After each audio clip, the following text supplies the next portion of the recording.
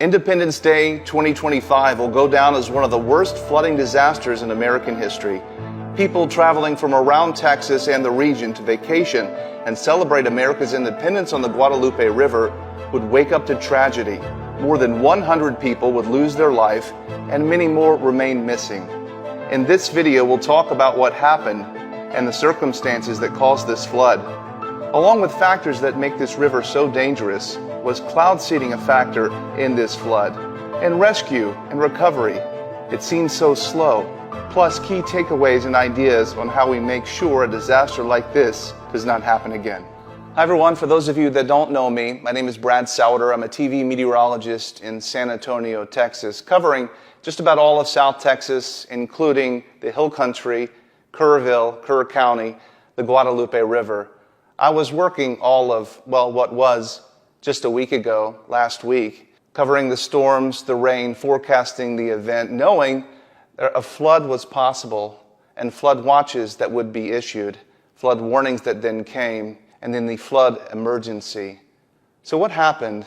Why were people caught off guard? Well, first of all, this was a huge flood. Obviously, you've seen the video, the pictures, the scary scenes. 5 to 12 inches of rain fell in the headwaters of the Guadalupe River, right where it's most critical, most crucial for flooding. It was a record flood, one that now we know surpassed the 1932 record flood event. People call it a 1 in 100 year flood. What does that mean? Well, it basically means you have a 1% chance in any given year to have a flood of that magnitude. July 3rd into July 4th, people came from all over the region. They weren't thinking about floods. They weren't thinking about anything but getting away from their job, the noise, the bills, turning their phone off, unplug. Why do you go camping? Why do you leave the city? You're wanting something different. You're wanting something that's less noisy. So they went out to the river and they may have turned their phone off, or even if they were able to get warnings, they wouldn't have received them because cell phone service is terrible there. This flood happened at the perfect time for a perfect disaster. It came on a night where more people were on the river than they would have ever been on any other night in the calendar year. It's very different in the Hill Country. You have something called the Balcones Escarpment. It's limestone. There's very shallow soil, if any soil at all. And when it rains, very little water is able to soak in and drip down. It's basically like a giant parking lot. If you've ever spilled water, dumped out a bucket of soapy shampoo water from washing your car in your driveway, it quickly runs away. So imagine that in a giant rainstorm where it rains a foot. The rivers are going to swell. There's only one way out of there for all of the water to go. If it doesn't drip down into the ground, it goes into the Guadalupe River. Another reason why the river is so dangerous is something called low head dams. These are old dams to pond up the river to make a recreation destination, maybe where a camp is. Water may trickle over top of the dam or have a couple pipes that it runs through, but typically it doesn't go over, not until a flood.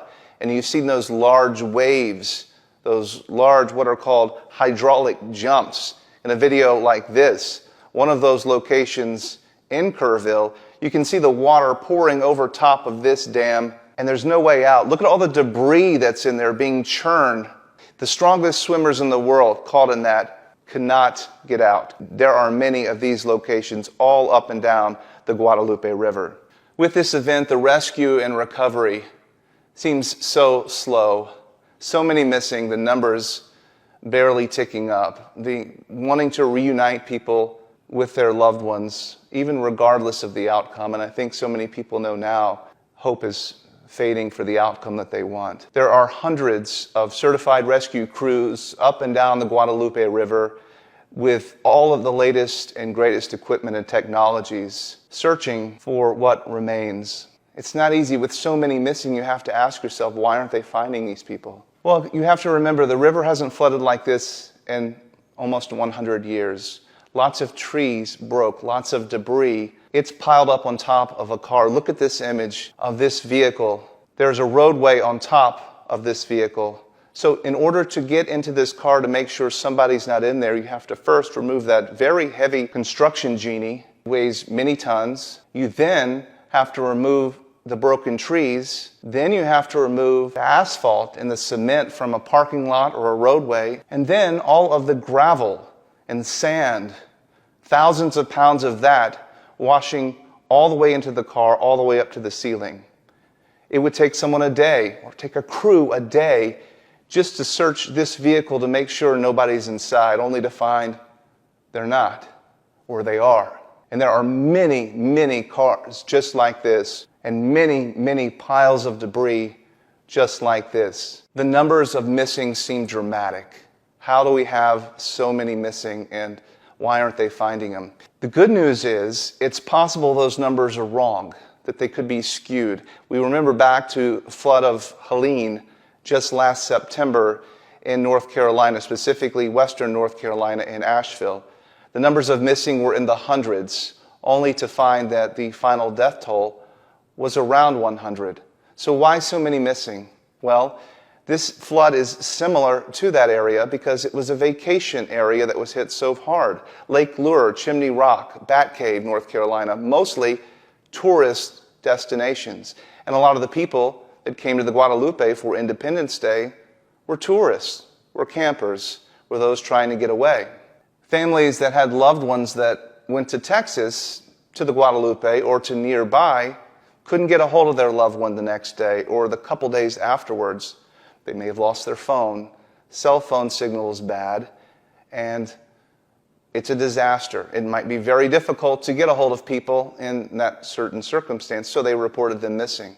Well, they happened to show back home, but with all life coming back into play, they didn't call to report them found, that they actually were not missing. So some of those could be the people. The overprotective grandmother that knew the family was going on a Texas vacation. Maybe she's not in touch with them very often. Maybe they went to Dallas, nowhere near the flood. She hasn't heard from them. She reports them missing, only to not even remember she reported them missing. You could see how that could happen. And so those are numbers that won't go known until long after, and we realize these people aren't missing at all. The hope would be that a lot of those are that way.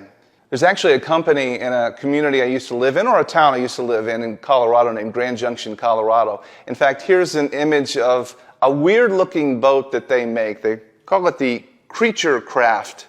But that is designed to be able to go into these hydraulic jumps and to pull people out. It can roll, it can flip, it can bounce, you can put a motor on it, and still it's the only boat I've ever seen that can rescue people. So there is technology for this, but not everybody has a custom boat that looks like this. And of course, in the middle of the night, they're not getting into boats.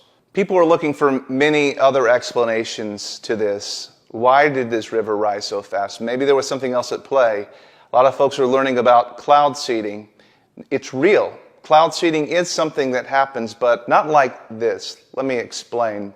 Cloud seeding company will fly drones or aircraft, helicopters, or even place devices on top of high mountains and spray silver iodide, fine particles of silver iodide, into a cloud that is already there. The idea is that the moisture in the cloud will cling to these silver iodide particles and make condensation nuclei, as it's called, raindrops or snowflakes or ice crystals, a way to take the moisture that's there to get it to cling to something and to fall, to enhance precipitation. Now, there are cloud seeding companies in the state of Texas, but they were not operating on July 4th. In fact, they report it was many days back in June, early June, that they were operating last. And silver iodide from this does not stick around in the cloud that long. Hours, maybe at most a day, but certainly not days or weeks to influence the flooding disaster in this. Plus, you have to remember as well, this was a holiday weekend. People are on holiday. They're not actively cloud seeding. They're already off themselves. So various reasons why cloud seeding was not a factor. And it wouldn't even be known if it was. There's plenty of research that suggests that we don't even really know how effective cloud seeding is. We know it's some effective, but to the extent of just how much, That's hard to know because how much rain would fall if you didn't put silver iodide in the cloud? How much snow would fall if you hadn't seeded that cloud? That's hard to know. It makes sense scientifically that that would happen, but it's certainly unknown whether or not it actually works as well as people would like. So where do we go from here? How do we fix this to make sure it doesn't happen again? We now know how dangerous these rivers are. For a lot of you, you're realizing why this area is called Flash Flood Alley. There's nowhere else like it in the United States. You might find streams and rivers like this in Utah or Arizona, maybe up into South Dakota in the Badlands. But the access to moisture, the Gulf of Mexico, is much closer to this region, so it's much more susceptible to these high precipitation events. Lots of research being done on super high precipitation events out of Norman, Oklahoma, the National Weather Service, the National Severe Storms Laboratory there, doing a lot of research and finding out how can we better forecast events like this.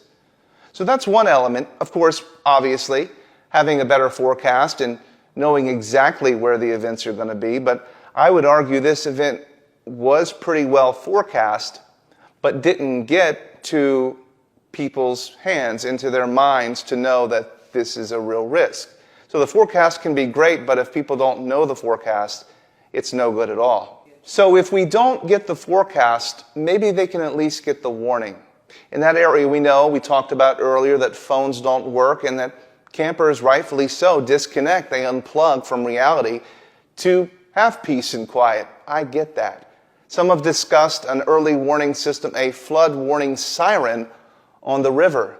It could have saved lives, and in my opinion, I think it very well could. It has been proposed before. It was voted down. Anytime spending public money can be very difficult. After an event such as this would be the time to do it because folks are wanting to change that. However, we need a fail-safe solution, a solution that doesn't involve human error. Somebody still has to trigger these warnings, and so many times, too many warnings result in false alarms. And people don't heed the warnings because they've heard them so many times before. EAS warnings are very effective, but they sound too many times. You've heard that sound on your phone way too many times. A flash flood emergency, a tornado emergency should not sound like an Amber Alert.